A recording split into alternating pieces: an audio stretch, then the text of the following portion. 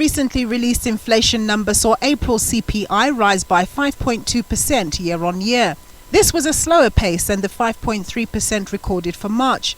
Analysts say it's going to take time to get to the Reserve Bank's desired 4.5% midpoint of the inflation target, but that inflation is moving in the right direction.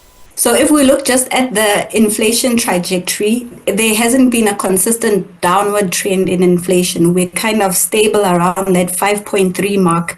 Not convincing enough for a rate cut at this point, but the indicators do show that, in the second half of the year, the inflation rate will be much more convincing, and that will allow then the MPC to start considering that rate cut that we're all looking forward to. The sentiment is generally shared that the second half of the year will see an improved outlook for inflation, but some analysts are already betting on an interest rate cut by a specific month.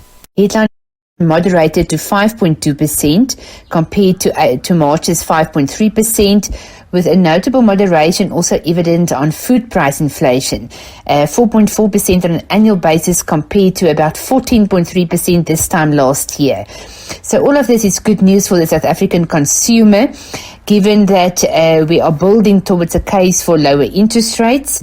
On my current forecast, second half of 2024 could see headline CPI average around 4.5%, and hopefully we will start to see the Reserve Bank cutting our interest rates by September this year. For now, the repo rate stands at 8.25%. Come Thursday, just after the national and provincial polls, the Reserve Bank will make a call on whether to keep rates unchanged or possibly shift them downwards, which the market is pegging as highly improbable.